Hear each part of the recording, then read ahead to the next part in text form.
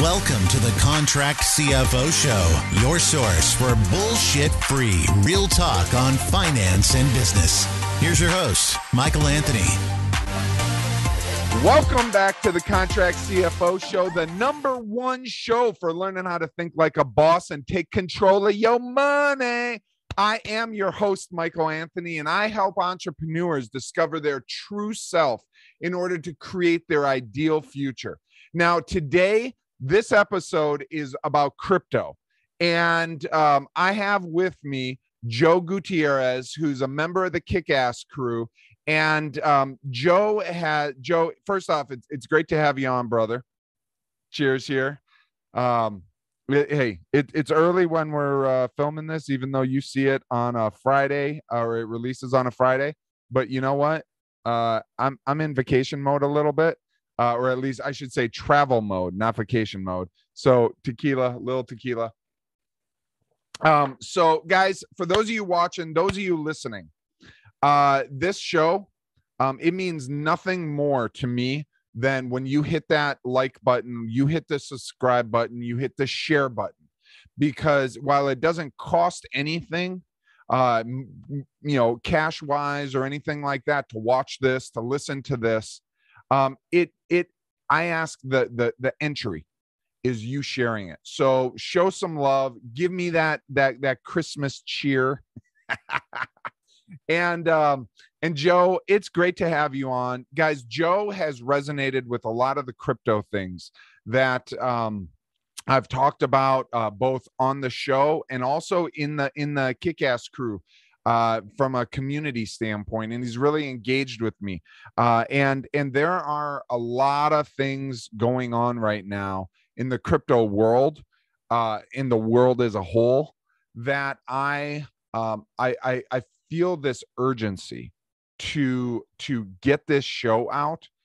Honestly, I had debated not even making the last episode of the show for this year, the last one for the year.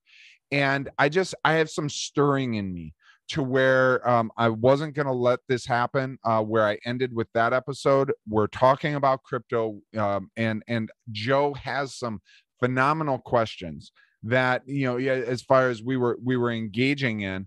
And I'm like, you know what, let's people need to hear this. People need to hear this. And because they're great questions. And so, Joe, if you want to go ahead, kind of take it away and ask some questions. And so let me get one disclaimer out there, guys. This is not legal advice. It's not investing advice. This is me talking about my personal opinions, what I have personally done, Joe sharing what he personally does, what we believe. All that risk is on us as individuals. Anything you do is on you as an individual. That's part of thinking like a boss, taking control of your money, just being smart and taking ownership, both with the good and with the unbeneficial. So that said, Joe, let's get rocking and rolling on the holiday crypto edition of the Contract CFO Show. Awesome. Thank you, Michael Anthony, for having me on, and I'm very honored to be here. And being in the Kick-Ass crew with you over the year and hearing you talk about crypto, I got excited back in March and April when you told me a couple of key things to do. And right now we got gains going up, right? And it's freaking crazy. And we all see the gains from last year. And for me, just starting very recently and seeing the gains from a year prior to now, and even mid-year, I'm a little concerned, but I want to ask you, are you concerned about the gains? Are they going to go down? Yeah, that's a fantastic question, Joe. And it's something that I think a lot of people, and honestly, I think unless you really are aware and really educated, you're a little bit concerned. With our things going up.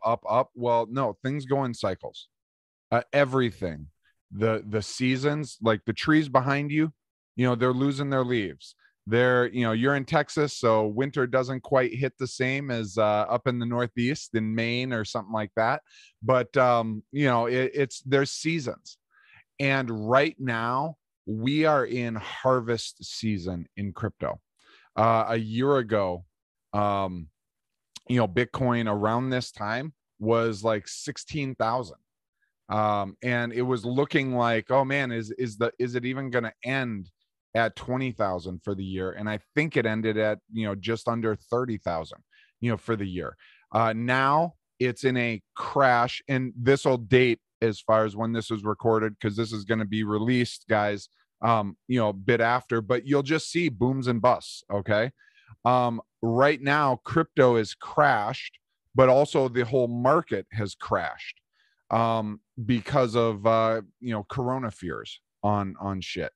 What I'll say is, look, my prediction, Joe, and this is where people will, if they're in the long game, okay, if you're a Warren Buffett mindset with crypto, of you have kind of 10 stamps to make trades over your lifetime, and so I'm buying, holding,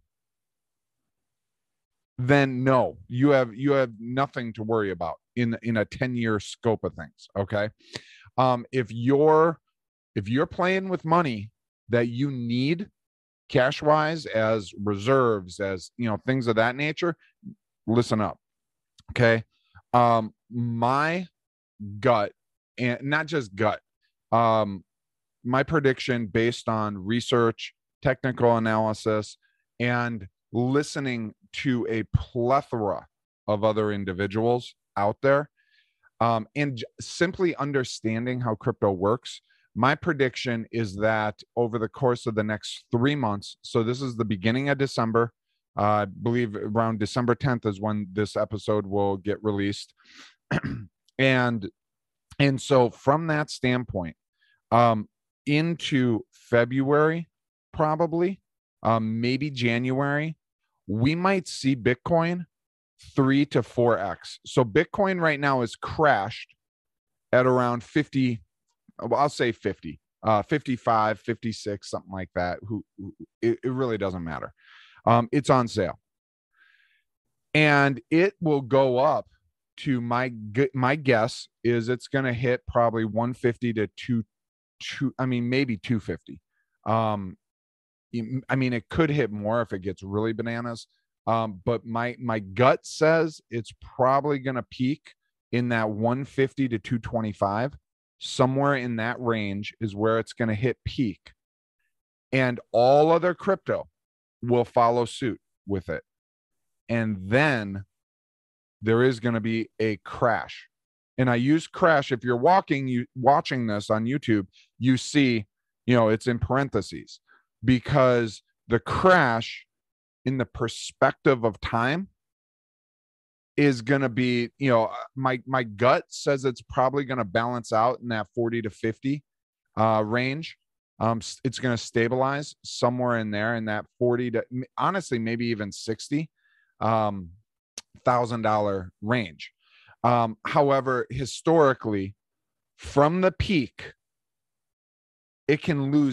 all crypto can lose 80% of its value, even 90%. And then it'll bounce up and stabilize. So the danger, the fear, and where a lot of people are going to lose a shit ton of money is they're chasing money, not understanding it. And the same happens in the stock market. Crypto is no fucking different. Shoot, I shouldn't have said that so soon. YouTube doesn't like that when you swear at the beginning of videos. But anyways, fuck it. I already said it. A lot of people lose a lot of money when they're chasing. And remember, pigs get fat, hogs get slaughtered. Remember the difference between significant gains and greed. Okay. I personally would rather pull out my Bitcoin, say right now, somebody buys in a fraction of Bitcoin. You know, maybe you put a couple $1,000s in Bitcoin and it ends up doubling to 100,000. That's 100% return in like let's say a 30 to 45 to 60 day range. That's fan-fucking-tastic. That's fantastic. I'd rather someone pull their money out, have Bitcoin go up to 300,000 and then crash, and have them locked in at their 100% gain, than chasing it up to 300 and it crashes and they end up with, you know, a 10% gain after it stabilizes. Or worse, it goes up, say 300, and I'm using this as extremes, hits 300 and then it crashes and they sell because they're like, oh my gosh, I've lost. This is because believe me, when it starts going down, the FUD is going to start. All the fear is going to be out there. It's a scam. We told you, you know, Bitcoin, it's a Ponzi scheme. Crypto, it's for losers. It's, you know, blah, blah, blah, blah, blah. And guess what? There are a lot of shit coins out there, you know, alternative coins to Bitcoin that are scams, that are inflationary, that it's nothing different than the .com, you know, boom, where you slapped, for those of you who didn't live or have a brain that functioned much during the .com boom in the early thousands, you could take Pets, a company called Petco. I don't know. There is a Petco, so not that, but any company name, slap a .com on it, and people would just throw fucking money at it. It'd become a unicorn overnight. And then overnight, the bubble burst and all the people lost retirements that were, you know, banking on retirement. And so they lost it overnight because it was a bunch of fugazi. And there's a lot of fugazi in both the stock market right now and crypto. And I'm mixing them together because people like to point, Joe, at crypto, and it's like, dude, the stock market got a fucking Wall Street's a bunch of shysters. You know, they're manipulating shit left and right. So if, Joe, you are in this for the long term, okay, then look, have an iron stomach. If you're not interested in timing the market, and here's the other thing, what I just said, that's what's happened in the past. It might not happen this go around. Maybe Bitcoin goes up to 150 and it ends up crashing down to 80,000. And if you buy in at 50, you never would have lost anything. You know, like, we don't know because there are a lot of different, there's a lot more institutional investors out there right now. There's retirement funds for like unions, and I'm drawing a blank on that. There's some that have just started investing in Bitcoin, and there is some risk of those institutions not understanding the boom and bust of Bitcoin. And when it drops 80% of its peak value, they may cut. And what does that do? That'll drive the price down even more because it's flooding the market with even more Bitcoin. And it'll just take a longer period for Bitcoin to restabilize. Once it does, though, and this is what once it does, the cycle will start again of going back up. And the thing to remember is, you know, a year ago, we're looking at $16,000. And now a bad Bitcoin is 54,000. Okay. Even if it crashed at 30, that's double what it was a year ago, Joe. It's like, that's so, and the same for Ethereum. Same for Litecoin. A lot of the, other coins out there. You will see the entire market go through this extreme shoot up, and then poof, it's going to go down. And so if this is money you need for savings, for investing, or not investing, but like your emergency funds, stuff like that, watch. You don't have to be fearful. Simply watch. And in advance, plan what are the price points you're going to sell at. Maybe you do it all at one. Maybe you tier. Hey, I'm going to sell X amount of percentage of my portfolio here. I'm going to sell a percentage of my portfolio at this amount and at this amount.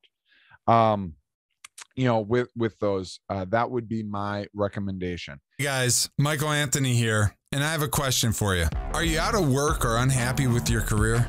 Are you tired of your boss giving you crappy raises? How about not being able to provide the life you want for you or your loved ones? Do you earn great money, but you're just tired of being someone else's bitch?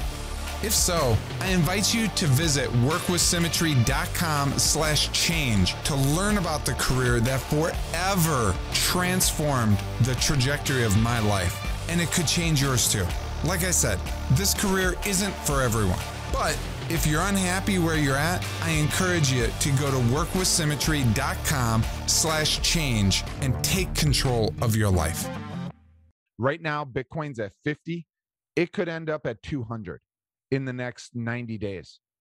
It's going to come down. It's going to crash, quote unquote, crash. And when it does, you better have diamond hands, like they say, where you don't fucking sell, or get out before it peaks. And that peak might be at 125.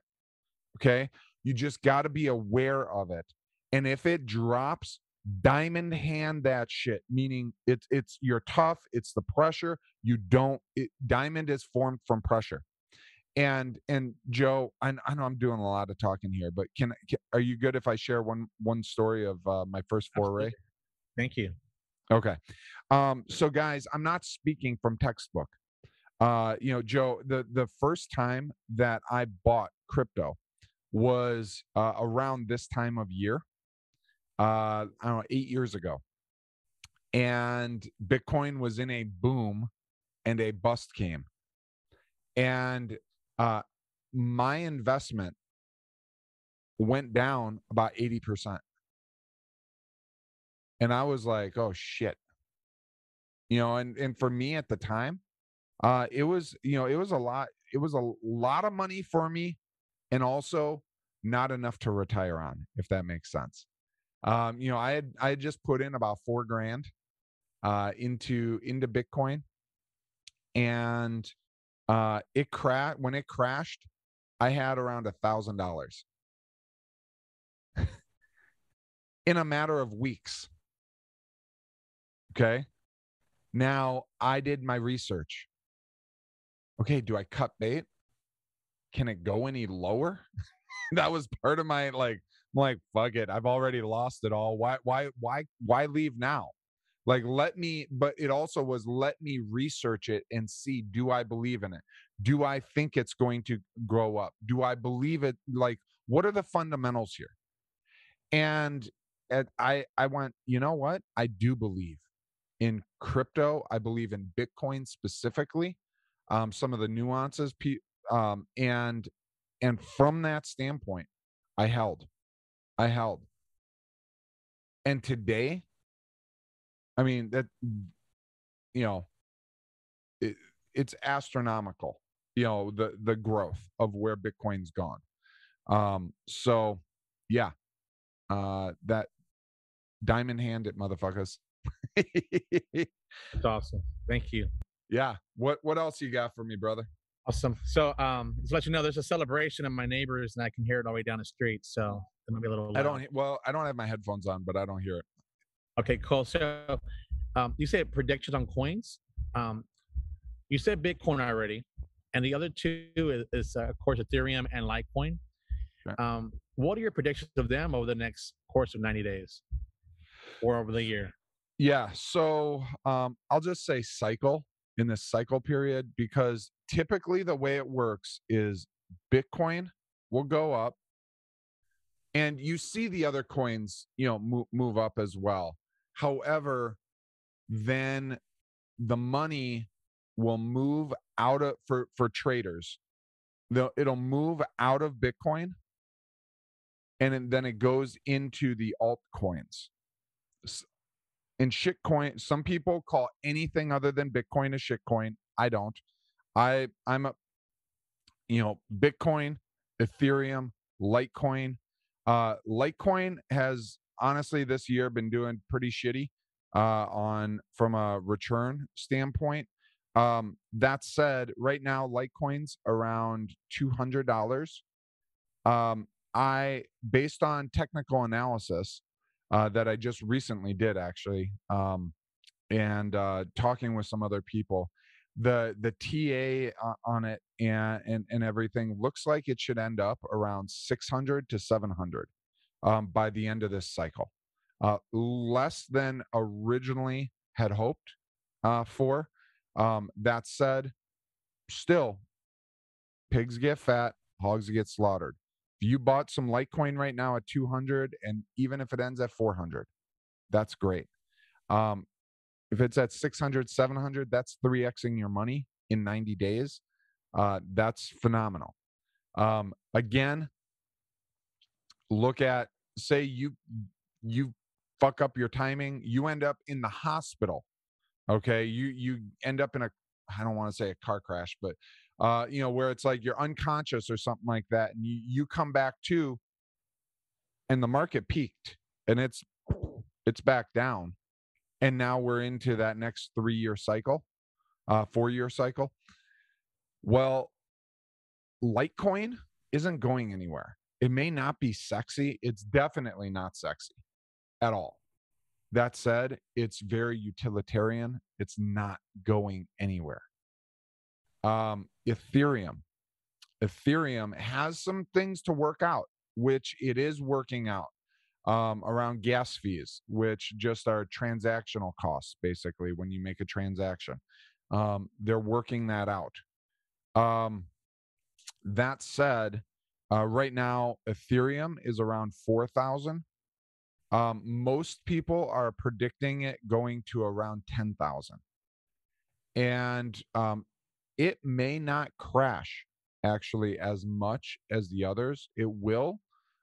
However, a lot of that depends on the implementation of essentially software upgrades for Ethereum that are scheduled, whether they actually happen on time, how that works, because it's going to change. It's changing fundamentally how Ethereum works, to make it more akin to Bitcoin, from an anti-inflationary, which what that means is, while there's with Bitcoin, there's a fixed amount of Bitcoin that will ever exist. Ethereum is not that way. And it's not that way because of the way it works with what's called smart contracts, where it's just programmable money, saying when X happens, then this money goes from this wallet to that wallet, or that sort of stuff. And so there needs to be more of it out there, as the demand grows for it. Otherwise, it becomes, if for example with real estate, you're getting your real estate license, and so from a real estate standpoint, Ethereum one day, and or some other smart crypto, they're actually even working on smart contracts with Bitcoin. It's out there, but they're on a higher level, to where all the deed records, the lawyers, all of that, the kind of middlemen in there, and that need to verify things are accurate and this and that and whatever, Ethereum will be able to take care of that.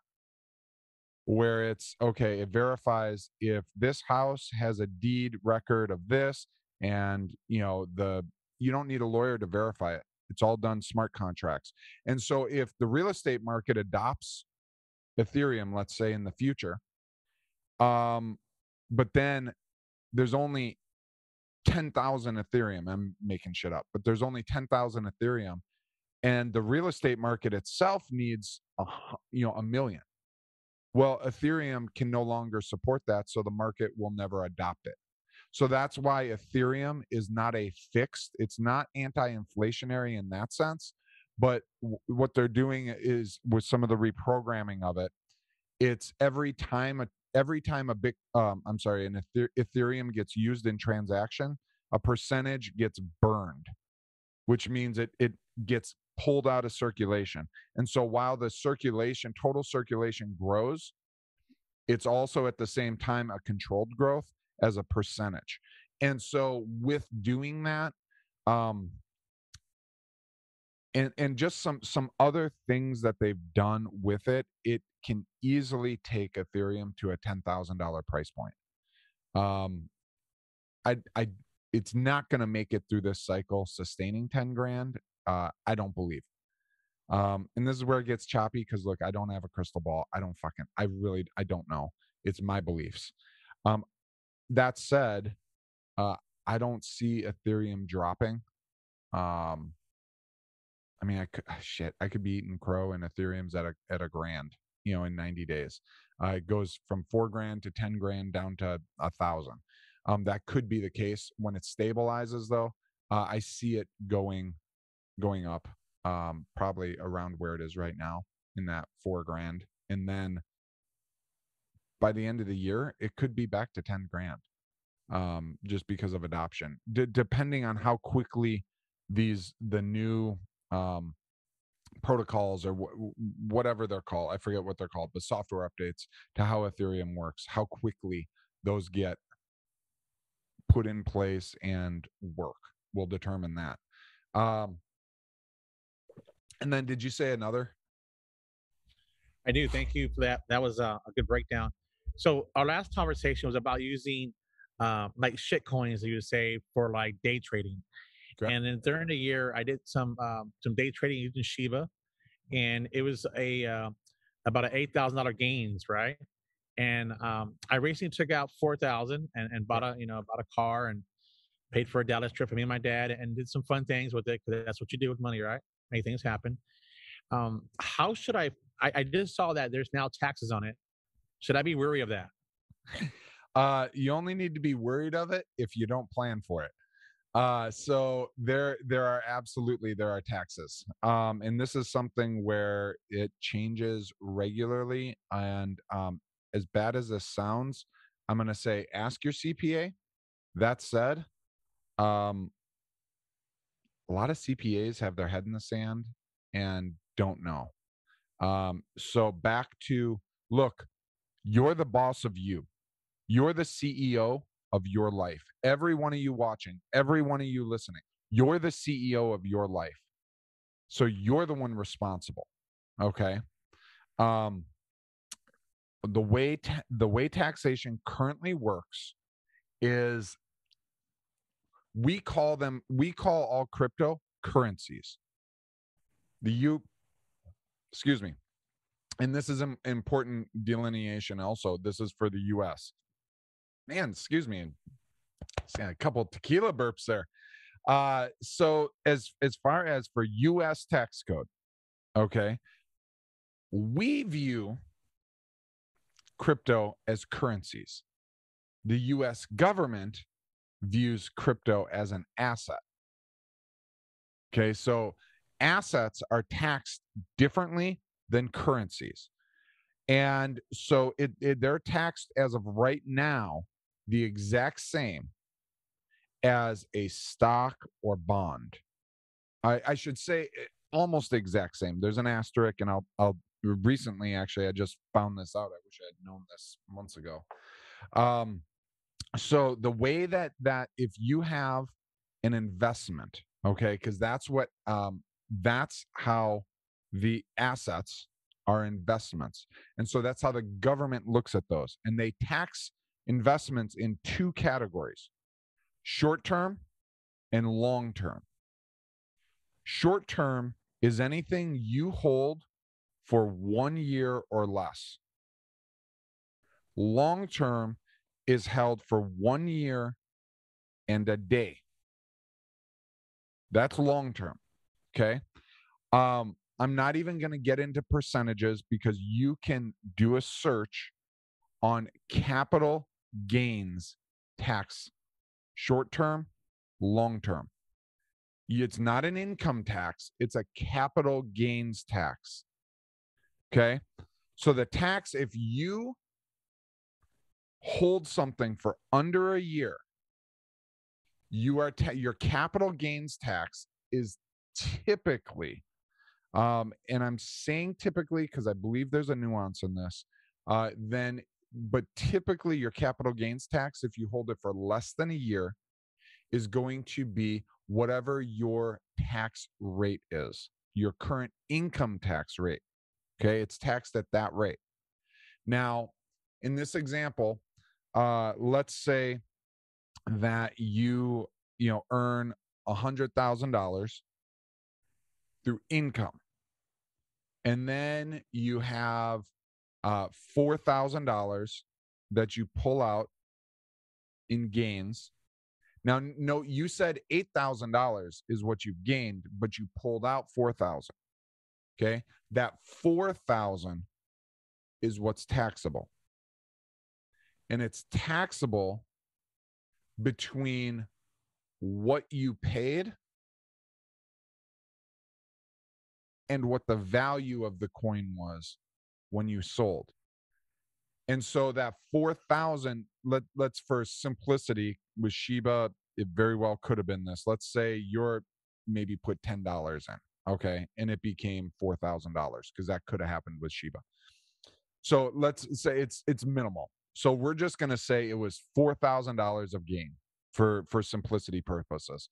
Now, on your taxable income, instead of you being taxed at $100,000 of income, you're taxed at $104,000 because it was less than a year, and it's whatever your tax rate at $104,000 would be.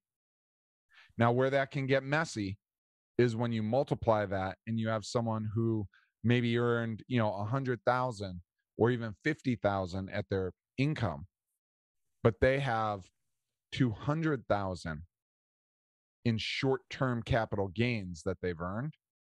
Now their taxable income, they're not taxed at the $50,000 income tax bracket. They're taxed at the $250,000 tax bracket. Their $50,000 job plus $200,000 of realized capital gains through taxes. Through crypto. Now, if that scares the shit out of you for tracking, there are softwares out there that are fairly inexpensive, to where you just subscribe, like it's maybe $50 for the year. You subscribe, you tie all your accounts to it, and it goes in and it'll make sure and it's retroactive. So it'll make sure every trade you pay the appropriate tax on. Okay. Now also with taxes, I want to walk through a very real scenario. Okay. So you open up a wallet, you deposit US dollar into that wallet, Joe. Okay. Now you buy, let's just say you buy coin one. Okay. Or let's say you, in January, bought some Dogecoin. Okay. Whatever price you purchased Dogecoin at, to whenever you, let's say now you move and you don't take it out, you end up taking some Doge to buy Shiba. Okay. And now I'm talking about shit coins, because to me, these are all gambles. This is day trading stuff. But it could even be you bought some Bitcoin and then it grew and you wanted to diversify your Bitcoin into, you buy some Ethereum, and maybe some Litecoin. And so however that works, that's no different than if you bought Tesla stock, like last year where Tesla, or was it this year no, it was last year where it shot through the roof. Oh, COVID screwed up my timeline. But anyways, where it went in a short period of time, essentially from like $400 to like $2,500 in a 6-month period. And now you want to take some of those Tesla gains and you want to go buy some Amazon or whatever you want to diversify into some other stocks. When you sell your Tesla and buy Microsoft or Amazon or pick whatever, those gains of Tesla that you're going to have to pay taxes on the gains of Tesla, even though you put it into another stock. Now, if you're doing this in an IRA or something, that doesn't matter, but we're not talking IRAs. We're talking about just the way the market works.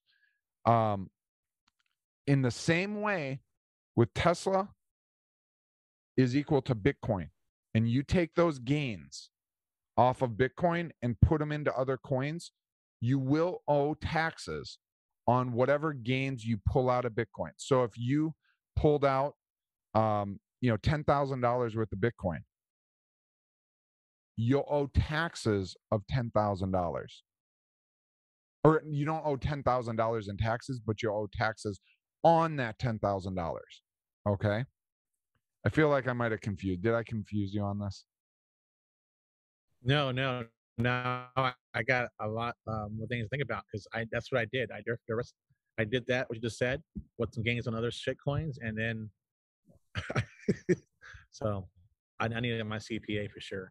Well, what I would recommend is getting, and I don't have one specifically to recommend. I can do because I haven't purchased one yet for this year because it's retroactive. But as far as I can give you some recommendations, maybe I'll find one and put one in the show notes, guys. But there are some really great automated programs to where they'll go in and they'll calculate what you owe tax wise, so that it takes the guesswork out. You don't have to worry about the boogeyman or the IRS coming at you from that standpoint. And what I would highly recommend is, because Joe, you're not the only one in this situation. Same applies for NFTs. For all you motherfuckers out there buying NFTs, swapping shit. And if you don't know what I'm talking about, don't worry about that. But for, like NFTs, that's taxable events when you sell your NFT. That's a taxable event. You owe taxes on the gains on that. And so you're not alone, Joe. It's not the end of the world. In fact, the great news is that I believe we're at the precipice of the skyrocket section of the bull market in crypto. And so you simply by even putting a little more money in could, if let's say you owed, $500 in taxes right now, you put 500 in the market, into crypto and let it run up. By the time your taxes are due, that 500 could have ended up being, 1,500, and all your taxes were paid for, in that. Very realistically, again, no guarantees. That 500 might end up at zero. I'm very much though. That's what I use in my mind. That's where my mind is at with that. So, all right, what else we got?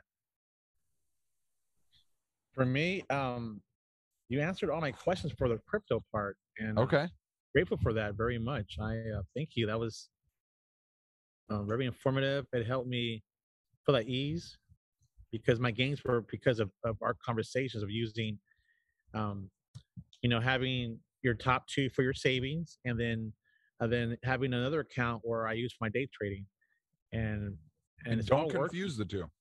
No, I don't. I don't.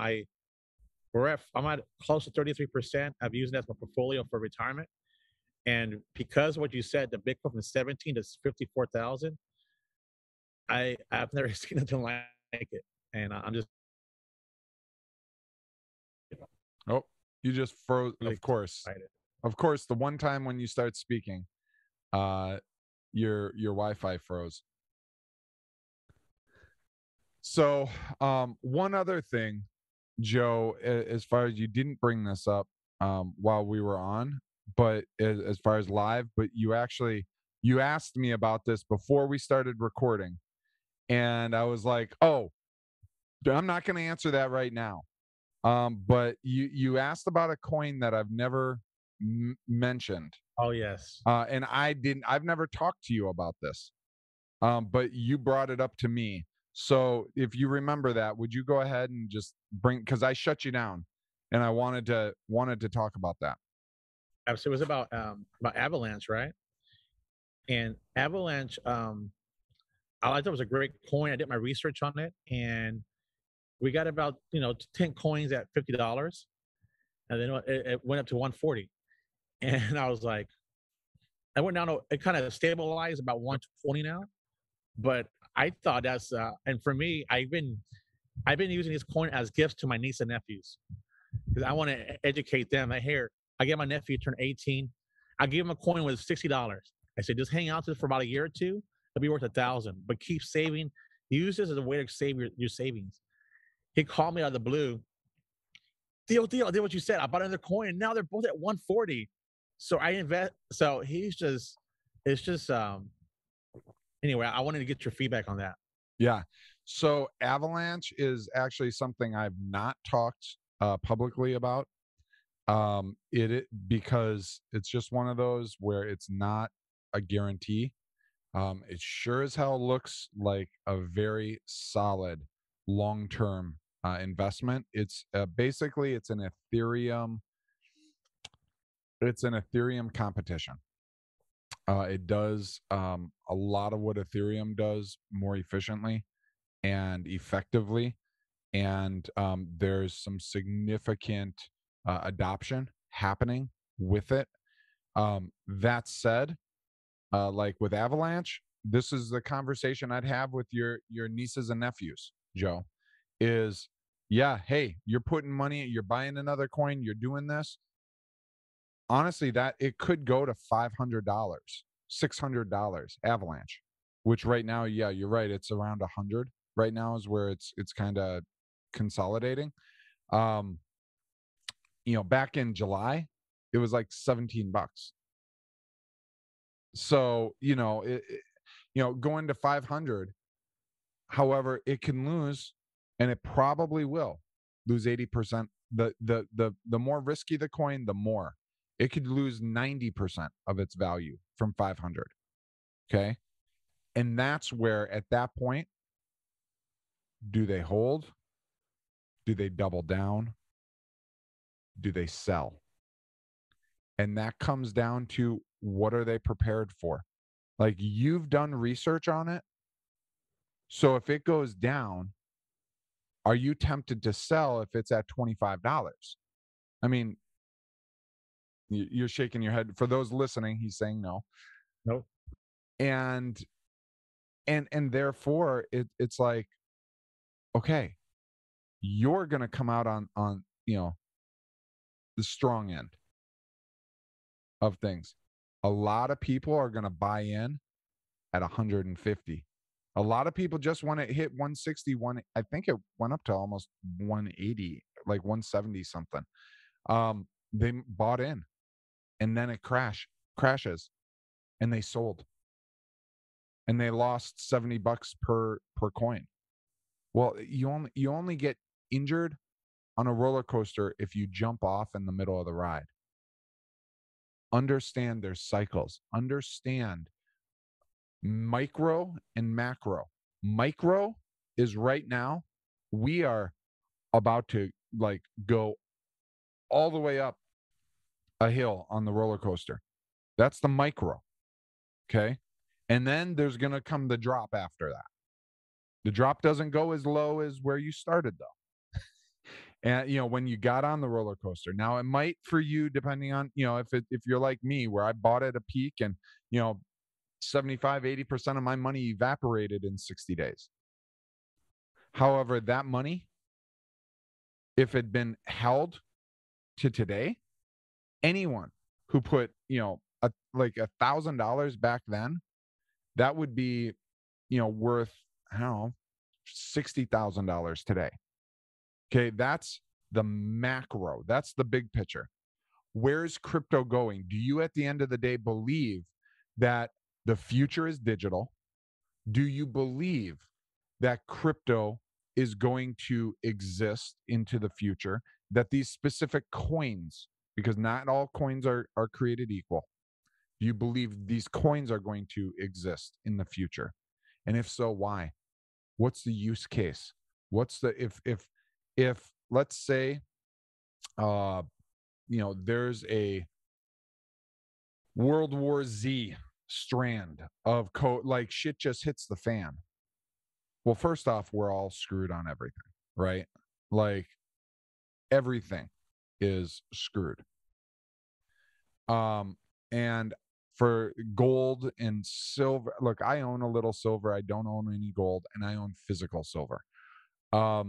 Still, I don't plan on going around like shivering, like shaving off some silver to buy things. I anticipate using digital crypto to buy and sell. And you can see there are, like, in some economies that have collapsed over the last few years, you see little segments like where there are some very remote areas that are 100% crypto, Joe. And there are some remote areas that are like gold, like people haul around gold. Look, I think in the future, if there's a doomsday scenario, all of it can exist. That said, when you have countries like El Salvador that just announced they're building a Bitcoin city, the IMF is, and I'm not rambling, but I'm going long here, so stick with me, guys. The IMF, so back in June, El Salvador announced that it was going to make Bitcoin legal tender for its country. So what does that mean? That means a country whose legal currency is the US dollar is adding Bitcoin. That means you go into Starbucks, you go into McDonald's, you go into literally the corner bodega. They're all accepting Bitcoin down there. The president down there bought Bitcoin and gave a portion of Bitcoin to every citizen of El Salvador. They are in the process right now of building 100% green energy mining they have volcanoes. They're using geothermal energy, building the largest, I think the largest, if not one of the largest, like top 3 mining infrastructures in the world. It just announced, or the president just announced, that they're constructing a Bitcoin city down there, meaning that there's 0% tax, there's 0% capital gains, zero, like all these things, because then the government isn't going to need tax revenue because it's holding Bitcoin, and the value of Bitcoin will go up and it'll eliminate the need for taxes. So even if, and this is a deep question, but even if, which the federal government and the Fed is on record to saying the opposite of this, they're saying they are not interested in stopping Bitcoin because what they're interested in is getting the taxes on crypto right now. Let's say, though, that the government decided to one day crypto becomes super successful and it starts on a major level challenging the US dollar, and the US goes to shut it down. It's whack-a-mole, Joe. They can shut it down here. What happened when China shut down? And it looks like they may legitimately this time be banning Bitcoin. Well, you look, it moved to other countries. And the US is a big growth on that, picking up China. But there were a lot of, I want to say, Belarus, the Ukraine, Russia, the US. There was a chart I looked at. It countries all around just picking up the mining, and so if the US shut it down, yeah, it would hurt. That said, when you have countries positioning themselves, and I'm going to say that El Salvador is the first of many countries that are going to start rolling out like this, to where they're not going to need to be in the fiat system. They're unplugging from it. The IMF, the International Monetary Fund, or monetary monetary fund, basically the Bank of the World, just came after El Salvador, saying you should not be using Bitcoin as legal tender. They're gonna attempt to put the crunch on them. At the end of the day, as more, and you're going to see this in third world countries, as they adopt, they're going to become wealthy. They're going to become sustainable. They're going to become free from the current monetary enslavement out there, and they're going to become empowered. And so even if, let me ask you this, Joe, 17 million Bitcoin that will ever be in circulation, basically, because there's 21, but X amount have been lost. So let's say 17 million. If you have 5 Central American countries that all end up agreeing to just simply use Bitcoin amongst themselves with 17 million coins, and for those of you listening and watching, there's 17 million coins, 5 countries. Pick any country, and let's not even say Central American.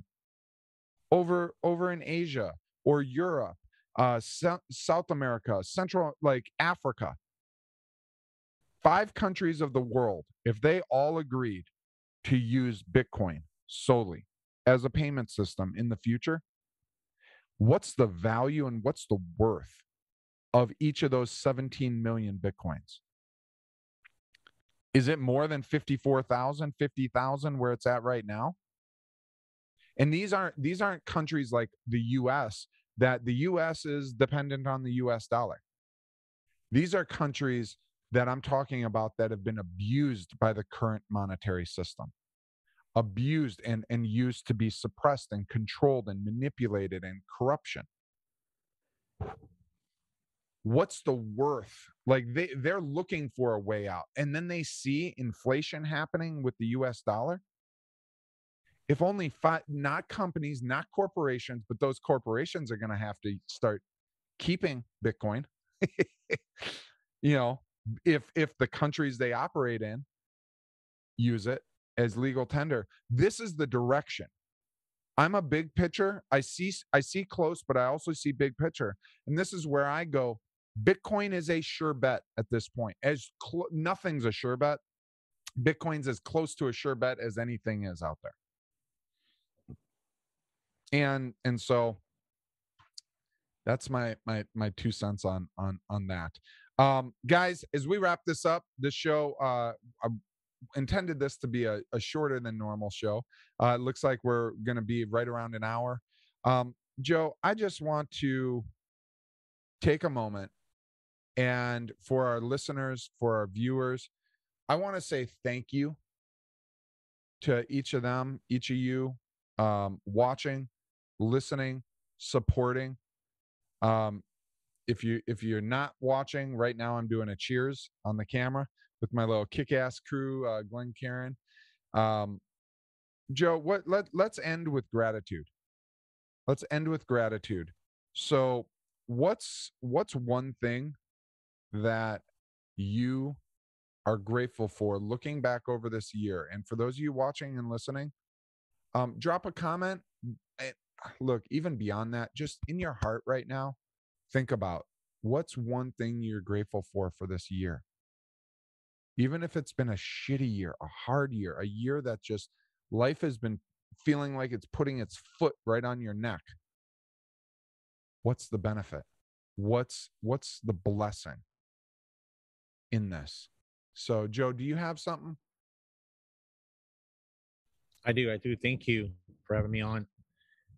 I would say the benefit the whole year for me would be the kick-ass crew that you created with our crew, and from start to finish, we're looking for a business environment for entrepreneurs, and because of it, I've encountered conversations that have been so beneficial for me and my family, because now we have clarity on our direction. And I'm so grateful that I can be real with you and be comfortable in the crew, even with individuals that I never met, and get to really know them really well. Where now I'm not scared to have those fierce conversations to better myself, or to take a day and celebrate. Hey, it was a rough week, but we went through it and we are successful from it. And now let's celebrate. Let's have some freaking fun. And that's all because of the unpacking and the celebrations and the wins, and even the Fridays. That's a new thing we use this year, Friday. I love Fridays and celebrating those small wins, because at the end of the year, like right now, the big wins are now we look back and wow, it's a big change. I'm so grateful. So thank you. That's awesome, brother. Well, hey, cheers and salute to you, to growth, to the courage, to, fail forward, to be sloppy and messy on your growth journey, and still keep showing back up. That takes strength and character. And for each one of you watching, listening, Joe and I, we sincerely cheers you. Like, guys, I fucking love you guys.